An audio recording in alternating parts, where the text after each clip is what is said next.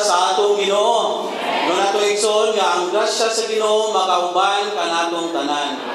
So nagtuta nga ang Ginoo ingon nga grasya naagyod sa atong taliwala mga igsoon. Lamat nga dili siya material nga butang. Dili ni siya pabor. O bisan unsa pa man mga igsoon, kundi ang grasya mao gyud ang tulo usa nga Dios. Sa niagi nato nga morning revival, gipakita dito nga ang grasya mao ang nag-circular nga tulo usang Dios. Nagbuhat, nagpalatay, nagpadala ug nagpadayag sa iyang tanang kadato ngan hinato mga igsoon. Usa nining panagkatiguma, kinahanglan kita magbukas sa atong kaugalingon diha sa Ginoo. Kaya ron, madawat nato ang dagayang grasya sa atong Ginoo. Actually, ang title sa ato ang gipahimuslan, dili ipakawalay pulos ang grasya sa Dios.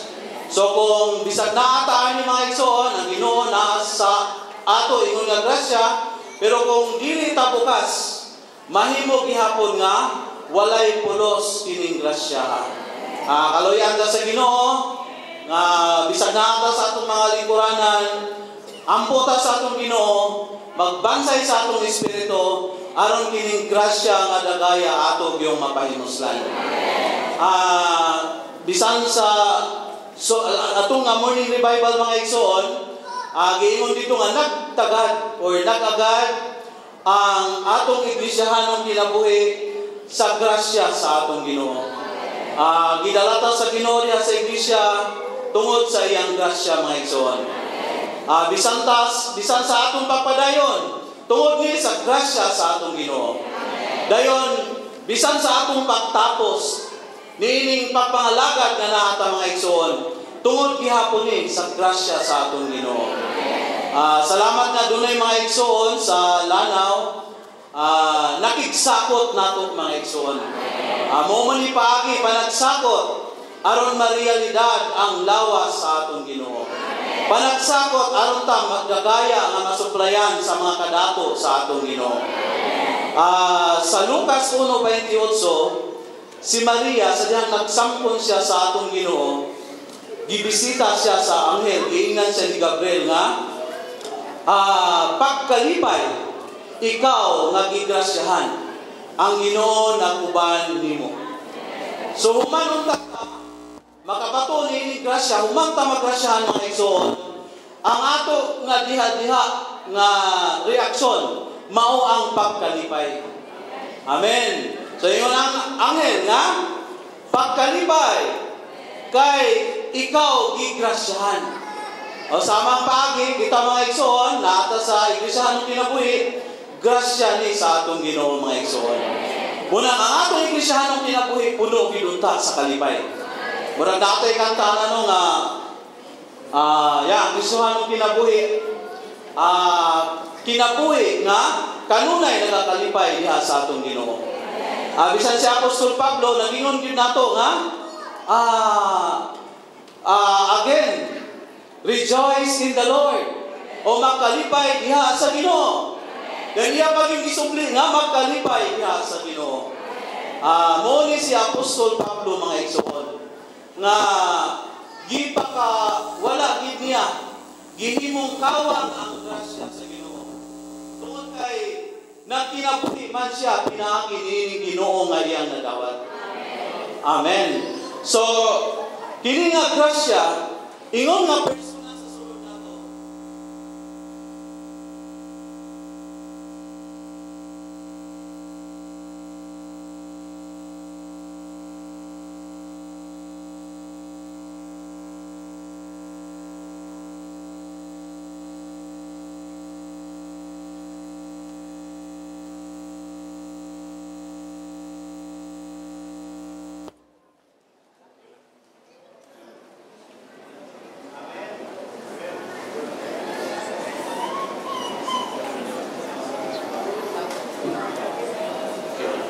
Hello. Amen. So salamat nga kining grasya mga igsoon padayon nga nagabuhat ngan hinato. Sa pagpadayon Kaniadto ang grasya nagabuhat nato mga igsoon. Bisan sa kasamtangan nga panahon nagabuhat dahil hangtod pa sa umalabot kini nga grasya nagabuhat nganhi nato mga igsoon.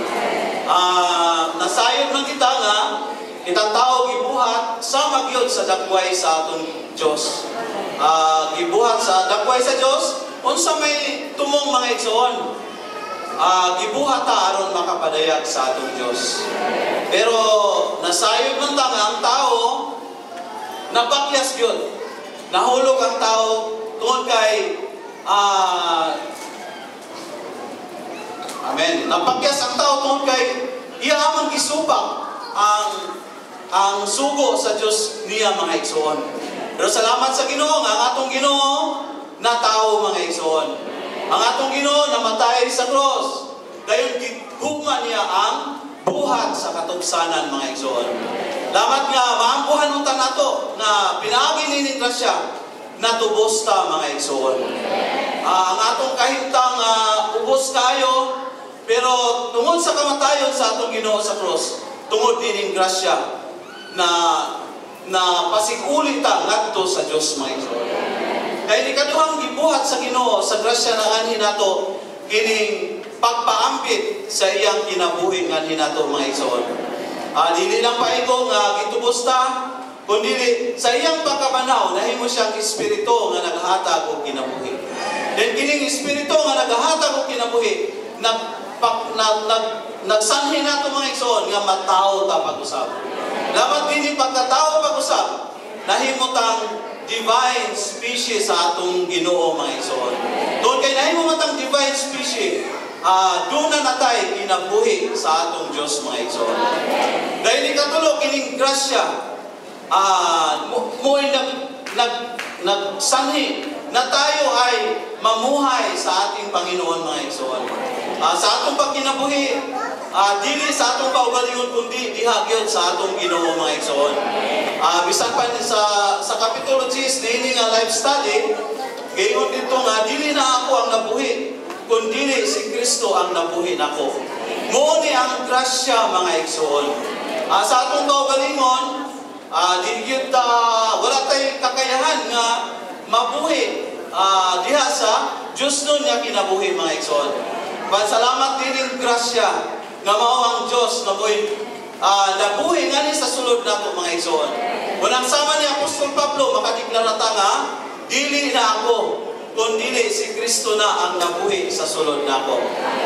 Dayon sa atong pagpadayon kini nga grasya mga igsoon nagapangalagad o kadato sa atong Ginoo. Amen. Din kini nga kadato sa Ginoo magdala nato nga kita mabalaan. Kini kadato sa Ginoo magdala nato nga kita matransforma. Dayon mapraktikalidad ang atong pagkaanak sa Dios mga igsoon. So salamat sa Ginoo nga padayon lang kita nga moduol sa atong Ginoo. Padayon ta nga mopagulo sa atong Ginoo aron ta mapangalagaran niya mga igsoon. Then ma-realize, mahimong praktikal o realidad ang atong pagkaanak sa Ginoo mga igsoon. Amen. Then sa malabot nga panahon mga igsoon, kini nga grasya magahimaya nato mga igsoon. Sa pang atong pisikal nga lawas, surupan sa mga elemento sa atong Ginoo mga igsoon. Dayon mahimaya ta, then ang Dios mahimaya pod nganhi nato mga igsoon. Basta kinahanglan yun nga doon na tayo pagpahimulos nining grasya mga igsoon. Kaya nga ito yung iglesia nung kinabuhi, nagagad man sa grasya sa atong Ginoo, kinahanglan kita nga mupahimulos nining grasya mga igsoon. Sa Hebrewanon 4:16, imo dito nga, let us therefore come forward with boldness to the throne of grace. So adlaw-adlaw mga igsoon, dool kita kining trono sa grasya mga igsoon. Kining trono sa grasya sa usa ka bahay na sa atong espiritu. Kung mulisod ta sa atong Ginoo, dool sa atong Ginoo diha sa atong nasagol nga espiritu, sigurado nga makapahimulos kita nining grasya mga igsoon. bisan pa niya na mga igsoon, ang atong pagpahimulos dining grasya, dili siya mahurot. Dili siya mahurot sa usa lang kapag pahimulos. Ang atong pagpahimulos dining grasya, doon na tayo full enjoyment, full taste, full enjoyment dining ang grasya mga igsoon sa eternidad. Sa bagong langit o sa bagong yuta. Ay ang Ginoo ingon nga kahoy sa kinabuhi ug suba sa kinabuhi mao may atong kapahimuslan mga igsoon. Amen. So muni ang pamatigayon sa atong Ginoo. So ang pamatigayon gid sa Ginoo kabaton siya og hiniusa nga pagpadayag niya mga igsoon. Ya mahitabo lamang ni kung doon na tayo iglesiyahanong kinabuhi. Diya sa iglesia dagaya gyud ang sangkap sa atong Ginoo mga igsoon. Busa di gyud nato kanang sipyaton, di gyud nato kanang pakyason nga manginabuhi diha sa iglesia mga igsoon. Lamat nga bisan niini nga panagsakot, niini nga panagkatiguma magkapahimulos ta sa atong iglesyahanong kinabuhi mga igsoon. Then ang titulo aning atong ipahimuslan ay dili ipakawalay bili ang grasya sa atong Dios mga igsoon. Sa last nga portion unsaon man nga dili nato mapawalay pulos ang grasya sa atong Ginoo. Una mga igsoon kinahanglan ta nga mopahimulos ni mga igsoon. Bisan si Apostol Pablo ingon siya nga, but by the grace of God, I am what I am. And the grace unto me did not turn out into vain. Yet, but I reward abundantly. Yet not I, but the grace of God. So, bisan ang atong pagpahimulos, bisan ang atong pag-labor, aning ang grasya mga igsoon, dili po sa atong kaugalingon. Kung dili niining grasya nga naa nato mga igsoon. O sa ingon ang atong igsoon sa application ani inigbata nato sa buntag mga igsoon. Muampo kita sa atong Ginoo. Ginoo, grant me the grace of today. Mo ni atong portion mga igsoon. Ya dili lang ta muampo sa atong kaugalingon kundi muampo pud ta alang sa mga igsoon. Ginoo, dili lang ako ang magrasyahan kundi ang mga igsoon makadawat pud og grasya. So kung inguna niya ang atong haron mga igsoon, sigurado nga ang atong tibok adlaw trabaho man ta, ang atong tibok adlaw bisan unsay atong gihimo, tinuod gyud nga kita magrasyahan sa atong Ginoo. Ang isa natong igsoon ganyan, nagsulti siya nga aron dili maipakawalay pulos kini nga grasya nga atong nadawat, kinahanglan ta nga mo magkinabuhi, kinahanglan ta nga magbansay sa atong espiritu mga igsoon. Tungod kay diha sa atong nasakol nga espiritu, na diha ang tanang realidad sa atong iglesyahanong kinabuhi. Dahil sa usa ka bahin, doon na tayo pagdumili sa atong kaugalingon. Kaya walay pagdumili sa atong kaugalingon, dili po nato mapahimuslan ng grasya mga igsoon. Kung walay pagdumili sa atong kaugalingon, mahimong kawang or walay pulos kini grasya mga igsoon. So sa positibo nga bahin, mga tao kinutata nga nagbansay sa atong espiritu. Dahil sa negatibo nga bahin, mga tao ta nga nagdumili sa atong kaugalingon.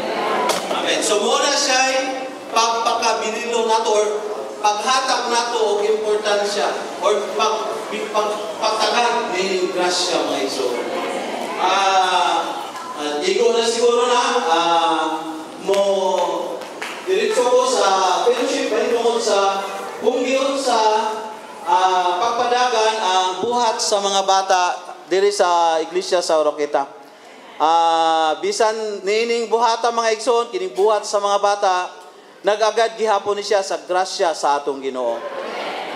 Sa basahon sa Raising Up for the Next Generation, sa katapusan nga kapitulo, mahitungod sa sa pag-atiman sa mga bata, dunay tulo ka butang mga igsoon aron makahimo ta or aron mahimong kusganon ang atong ang buhat sa mga bata sa atong lokalidad. Kitang tanan nangandoy mangyod nga ang buhat sa mga bata diha sa atong lokalidad mahimog yung kusganon, mahimong prevailing mga igsoon. Ang iglesia sa Oroquita dili mi moingon nga perfect sa ining buhat sa mga bata, pero padayon gihapon nga nagkat-on mga igsoon. Padayon gihapon nga nagampo, padayon gihapon nga niduol sa Ginoo aron ang atong pagbuhat diha sa mga bata dili sa atong kaugalingon kundi pinaagi nining grasya nga atong nadawat mga igsoon. So tulo ka importanteng butang aron mahimong makasugod ta nga kusganon sa buhat sa mga bata, makapadayon ta nga kusganon sa buhat sa mga bata, dayon makita nato ang resulta. Actually kini atong buhat sa mga bata, kini atong mga bata mo ni siya long term nga pagdaghan diha sa iglesyanong kinabuhi. Munang mag-invest gyud ta ani mga igsoon. Bisan gani sa ministry, si brother Ricky Acosta mo ni yang burden mga igsoon kining unsaon pag raise up kining atong mga bata niyang atong mga kabataan mga igsoon. Dayon nahitabo pod nga diri sa Miss Oak sa work doon na po'y leading ang mga igsoon. Actually doon ay mga kining raising up for the next generation gi-pursue gid ni kada once a month, kada first Saturday to doon ay parenthood meeting. Then tungod pod niya nga leading sa ministry din sa work, ang iglesia sa Oroquita na naluwanan pod nga tutukan kining buhat sa mga bata. Actually kung tanawon bitaw nimo ang buhat sa mga bata, murag wala kayo matagad sa mga iglesia lokal.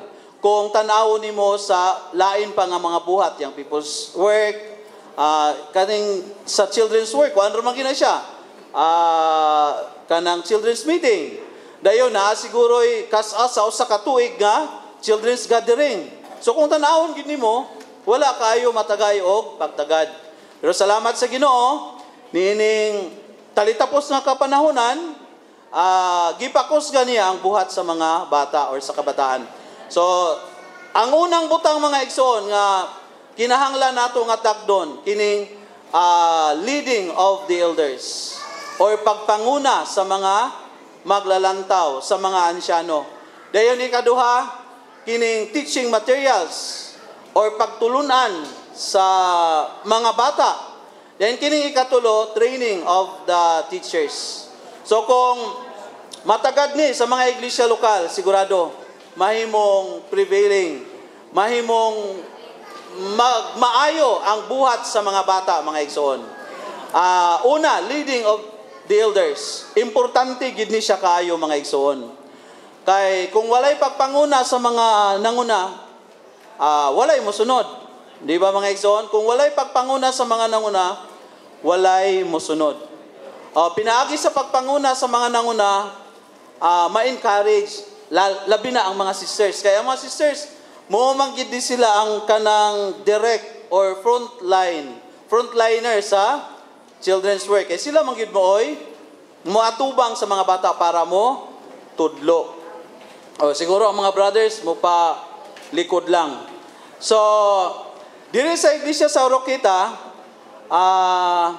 dunay mga elders nga nagtutok gyud sa buhat sa mga bata. Dunay tulo ka mga elders nga dunay kanang luwan o giluwanan nga kining buhat sa mga bata mahimog yung prevailing mga igsoon. Dayon tungod niini nga pagpanguna sa mga ansyano, nilugwa ang daghang mga shepherd, little shepherd mga igsoon. So mga nanay, mga sisters, bisan pa mga young people. So dayon party sa pagpanguna sa mga ansyano, dunay once a month nga Little Shepherds Coordinators Fellowship. Oo. So, kada unang Sabado sa bulan. So, dunay fellowship, hisgutan ang mga concern sa mga district sa buhat sa mga bata sa children's meeting. Dayon, ana pod nga fellowship mga igsuon, doon na po'y gigahin nga time para matrain ang mga little shepherd.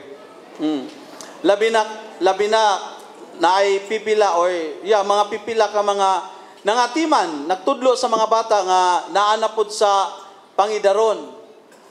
Dayon na ay mga young people pod nga nisulod. So, munang kinahanglan gid siya og training mga igsuon. So, unya na ay mga pipila ka mga sisters nga modimo nato kung unsaon pagtudlo sa atong mga bata. So, bisan anang fellowship once a month nga fellowship diri sa iglesia sa Rokita, doon na po ingon ana nga paghimo mga igsuon.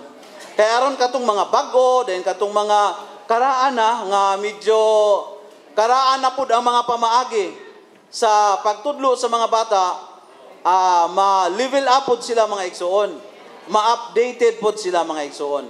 Aron makasabay gyud ang tanan. Dayon kuan pod kanang si tawag ani bulahan pod ang iglesia sa Rokita tungod kay kasagara sa mga na-employ sa DepEd, mga teachers. Doon na po'y luwan o doon ay luwan dahil nagtudlo po sa mga kabataan. Amen. So, kanang kuan na siya mga igsoon, kanang advantage na siya sa buhat sa mga bata. Tungod kay mga teachers sa DepEd, sige man na sila training. Sige na sila og training. Although wala ta mag-after sa method mga igsoon, pero in one way or another makatabang na siya mga igsoon. So kini sa lanaw. So kung naay mga igsoon nga mga maestra, mga magtutudlo, ma-encourage jud nga muapil nining buhata mga igsoon.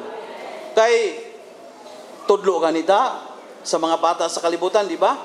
Unsa pa ka diya sa iglesia. Munay pagtudlo mga igsoon nga unsa man ang iyang value hangtod sa eternidad. Kanang pagtudlo nato sa kalibutan mga bata, pag-retire nato wala naman. Pero kini nga pagtudlo mga igsoon hangtod ni sa eternidad. Amen. So mo to siya training sa mga teachers or sa mga magtutudlo. Dayon ang usa pa mga igsoon kining teaching materials. Tungod kay ang ministry naluwanan man pod, then sa church in Irvine, sa church in New York, sa kaning padayon nga pagampo, sa padayon nga pakigambitay, ang Ginoo nag-lead yun mga igsoon. Then nakakita mi og link. Nakakita mi og link kung saan nandoon na lahat yung teaching materials. Ang gagawin na lang ay i-execute. Ang gagawin na lang ay i-implement. Munang, when it comes to teaching materials, mga igsoon, wala na tayo problema. Kay naamay, nakuha nato mga igsoon. Actually, silang Brother Yusel, Brother Jethro, nagkadiin-diin na sila adto sa mga lokalidad para sa buhat sa mga bata. Dayon, print out, nakahimo na pod mig hard copy niining mga materyala, ubay-ubay na pod nga mga lokalidad ang nakakuha aning kopya mga igsuon. So murag upat di ka level no nga pagtulunan nato. So gibahin na ni siya sa upat ka level. So ang mga magtudlo gyud sa mga bata, igo na lang nga mo dive, igo na lang nga mo enjoy sa material mga igsuon.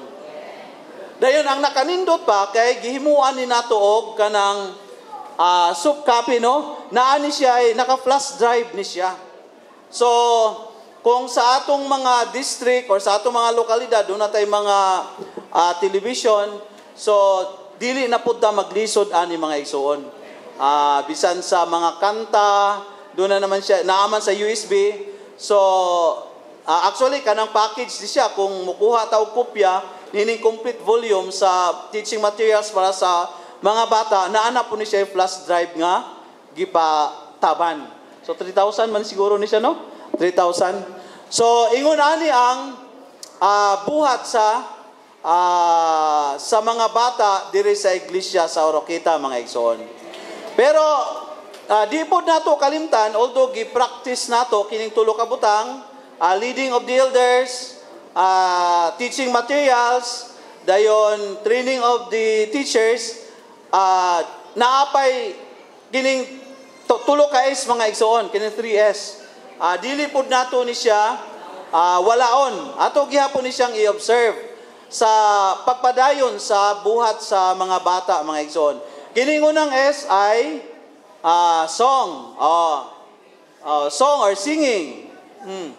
Sa mga bata. So, katong mga kanta nato sa unang nga kinaraan, nga ubos kayo ang kamatuoran or wala pag kamatuoran ng uban, dili nato siya kantahon, mga igsoon.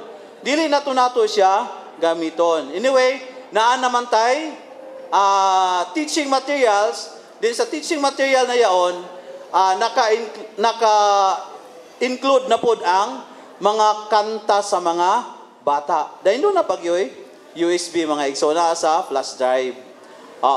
So, una to siya, singing, song, di yun na siya mawala. Dahil ikaduha, story. Naagihapoy, pag storytelling sa mga bata.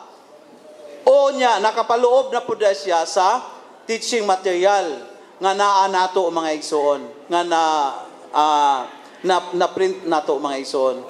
Dayon sunod nga is kining snacks. So kay mga bata man mao man kinay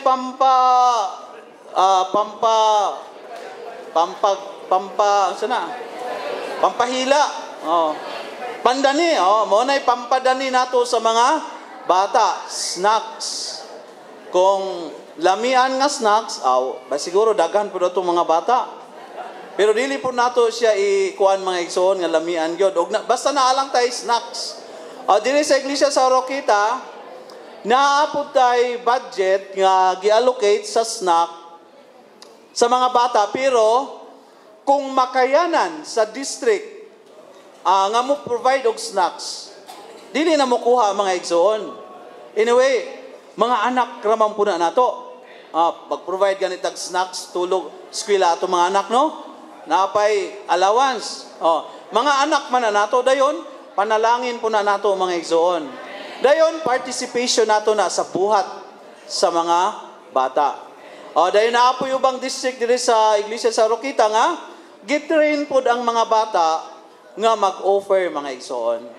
Aron kadtong ilang offering, mora po toy magamit sa snacks nila.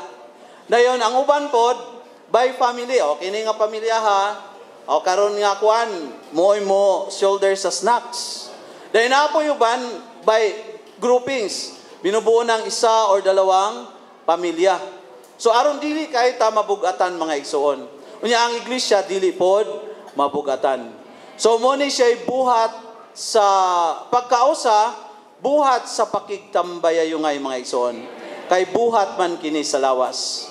Dayon diri po sa Oroquita, dunay regular nga children's meeting sa mga district, sa mga anak sa mga igsoon.